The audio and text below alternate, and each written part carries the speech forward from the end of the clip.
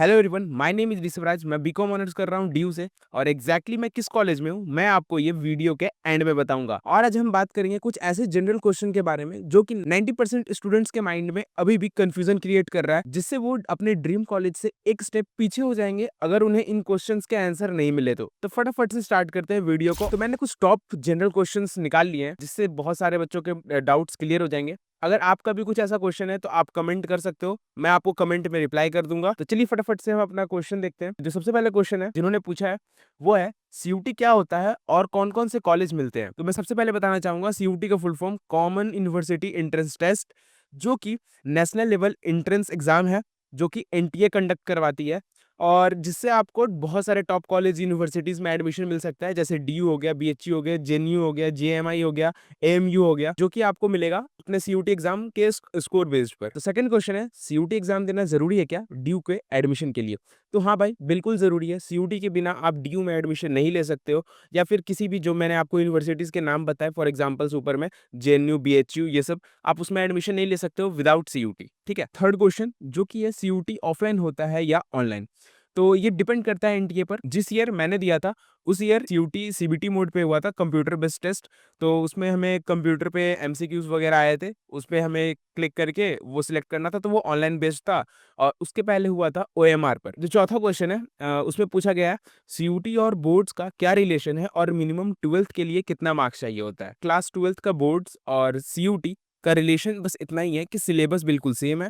बाकी आपके ट्वेल्थ के मार्क्स बिल्कुल मैटर नहीं करते कि सीयूटी में आपका स्कोर क्या रहेगा या फिर आपको कौन सा यूनिवर्सिटी कौन सा मिलेगा। बस आपको इससे एक ये पता चल जाता है कि आपका प्रिपरेशन किस लेवल तक है, ना कि ये डिसाइड हो जाएगा कि आप कौन से यूनिवर्सिटी या फिर कौन से कॉलेज में जाने वाले हो। जो फिफ्थ क्वेश्चन है उसमें पूछा गया है मैक्सिमम एज लिमिट क्या है सीयूटी के लिए। तो देखो, ऐसे तो कोई मैक्सिमम एज लिमिट अभी तक नहीं बनाई गई है सीयूटी को देने के लिए। जो सिक्स्थ क्वेश्चन है सीयूटी में कौन कौन से सब्जेक्ट आते हैं। तो सीयूटी में आपका एक लैंग्वेज टेस्ट होता है, डोमेन सब्जेक्ट होता है और जीटी होता है। जीटी आपके कॉम्बिनेशन पर डिपेंड है, तो आपको वो एक बार चेक करना पड़ेगा कि आप कौन सा कोर्स परस्यू करना चाहते हो, उसमें जीटी रिक्वायरमेंट है या नहीं। जो सेवंथ क्वेश्चन है जनरल टेस्ट कंपलसरी है क्या। जैसे मैंने आपको बताया जीटी जो कि जनरल टेस्ट के नाम से जाना जाता है वो कंपलसरी नहीं होता है। जीटी सिर्फ तब देना होता है जब आपके कोर्स में अप्लाई करते समय आपको वहां पे रिक्वायरमेंट हो या मेंशन हो। ठीक है, तो आपको वो चेक करना पड़ेगा। उसका जो प्रोसीजर है मैं आपको बता दूंगा किस तरह से चेक किया जाता है। जैसे मैं आपको एक एग्जांपल देके अभी बताता हूँ। सीयूटी का वेबसाइट ओपन कर लिया है, तो आपको यहाँ चले जाना है यूनिवर्सिटी पे। और यूनिवर्सिटी पे आने के बाद आपको देखिए बहुत सारी यूनिवर्सिटीज़ दिखेंगे। फॉर एग्जांपल सेंट्रल यूनिवर्सिटी दिख रही है, स्टेट यूनिवर्सिटी। तो आप सेंट्रल यूनिवर्सिटी पे क्लिक करना। जैसे मैंने यूनिवर्सिटी ऑफ दिल्ली के लिए अप्लाई किया था, मतलब मेरा मेन गोल था यूनिवर्सिटी ऑफ दिल्ली। तो यहाँ पे है आपका बहुत सारे दिखे कॉम्बिनेशंस विथ आपके कोर्सेज दिख रहे हैं। जैसे मैं आपको दिखाता हूँ बीकॉम ऑनर्स का, मैं एक बार आपको दिखा देता हूँ क्योंकि मैं बीकॉम ऑनर्स परस्यू कर रहा हूँ। तो मैं आपको बीकॉम ऑनर्स का एक बार चेक करा देता हूँ कि कैसा रहता है वो। Just a minute. हाँ, ये देखिए 59 पे देखिए बीकॉम ऑनर्स है। उसमें आपको क्या चाहिएगा, एक लैंग्वेज डोमेन सब्जेक्ट जो कि लिस्ट ए और लिस्ट बी से हो। और ये आपको कहाँ चेक करने मिलेगा, यहाँ पे कॉम्बिनेशन वन लिखा हुआ है। Any one language from list A plus mathematics, applied mathematics, दोनों में से कोई एक होना चाहिए, plus two subject from list B. अब और करके नीचे सेकंड कॉम्बिनेशन है जो कि मेरा कॉम्बिनेशन था, any one subject from list A, accountancy and any two subject from list B. अब ये आपको इसी तरह से हर कोर्स के सामने अपना मिल जाएगा कि क्या क्या चाहिए होगा आपको, डोमेन जीटी चाहिए कि नहीं चाहिए। ये सारा चीज़ आपको अपने, जैसे यहाँ पे देखिए बीएससी के लिए, बीएससी होम साइंस के लिए जो कि यहाँ पे है कॉम्बिनेशन में, यहाँ पे जीटी भी अवेलेबल है। तो इस तरह से रहता है आपका कुछ।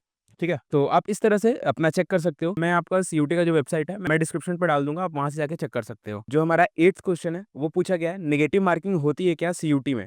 तो बिल्कुल सीयूटी में नेगेटिव मार्किंग होती है। अगर आप एक क्वेश्चन सही करते हो तो उसके आपको 5 मार्क्स मिलेंगे, अगर आप एक गलत करते हो तो 1 मार्क्स डिडक्ट हो जाता है। 9 क्वेश्चन है सीयूटी में कितने अटेम्प्ट्स मिलते हैं। तो सीयूटी में सिर्फ एक अटेम्प्ट मिलता है हर एक साल। जो हमारा लास्ट क्वेश्चन है वो है ट्वेल्थ के साथ सीयूटी की तैयारी कैसे करें। सीयूटी और ट्वेल्थ क्लास का जो सिलेबस होता है ऑलमोस्ट सेम होता है। सीयूटी में कुछ पोर्शन डिडक्ट किए जाते हैं, तो वो आप ऐसा ना करना कि पढ़ के मत जाना, क्योंकि मैंने एक ऐसी छोटी सी गलती कर दी थी जिसकी वजह से मुझे अपना जो कॉलेज है वो सेक्रीफाइस करना पड़ा और मुझे ऐसे डिसेंट एवरेज कॉलेज में ही जाना पड़ा। मैं बताता हूँ कौन सा कॉलेज था वो। जो मुझे कॉलेज अलॉट हुआ है वो है श्री अरबिंदो कॉलेज, डिसेंट सा एवरेज सा कॉलेज है, ज़्यादा कुछ बढ़िया नहीं, ज़्यादा कुछ खास नहीं, बस कैंपस बहुत ज़्यादा छोटा है। बाकी तो मुझे अभी तक ऑलमोस्ट सारी चीज़ें अच्छी लगी। और मैंने क्या गलती कर दिया था कि एनटीए ने अकाउंट्स के सिलेबस में उन्होंने बोला था कंप्यूटराइज और फाइनेंशियल जो अकाउंटिंग जो है third part of the book, उसमें से दोनों में से ऑप्शंस रहेंगे। तो मैंने क्या कर दिया, मैंने कंप्यूटराइज अकाउंटिंग पढ़ ली और जब मैं एग्ज़ाम देने गया तो उसमें वो चीज़ नहीं था, तो ऑप्शंस ही नहीं थे। और मैंने कंप्यूटराइज अकाउंटिंग पढ़ा था और फाइनेंशियल अकाउंटिंग से बहुत ज़्यादा क्वेश्चन्स थे। कंप्यूटराइज़ अकाउंटिंग से सिर्फ़ 1 या 2 क्वेश्चन होगा, बाकी मतलब जितने भी क्वेश्चन्स थे उसमें पार्ट 1, पार्ट 2, पार्ट 3 से ही सारे क्वेश्चन थे, ऑप्शंस वगैरह कुछ नहीं दिया गया था। इसके कारण मुझे अपना कॉलेज सैक्रिफ़ाइस करना पड़ा और बहुत ज़्यादा मुझे इस बात का दुःख है कि अगर ये स्टार्टिंग से पता रहता ना भाई, मैं अकाउंट्स में कभी भी ऐसी गलती करता ही नहीं। मगर अब क्या करें, जो मिल गया सो मिल गया। तो आप लोग ऐसी गलती ना करना, आप लोग बिल्कुल ही सारा चीज़ पढ़ के जाना। ऐसा कभी भी मत करना कि अगर एनटीए ने कहीं देखा आपने ऑप्शन कि दिया हुआ है इस चीज़ में, मतलब अपने पोर्शंस में जो भी वो निकाल रहे हैं, कि ऐसा हम डिडक्ट कर रहे हैं। नहीं, बिल्कुल नहीं, उन पे बिल्कुल भी ट्रस्ट मत करना। आप अपने एंड से पूरी कंप्लीट प्रिपरेशन करके जाना। बिल्कुल भी ऐसा मत करना कि कुछ चीज़ डिडक्ट कर देना। मैं बार-बार बोल रहा हूँ क्योंकि मेरे साथ ऑलरेडी हो चुका है ऐसा, तो आप लोग के साथ ना हो।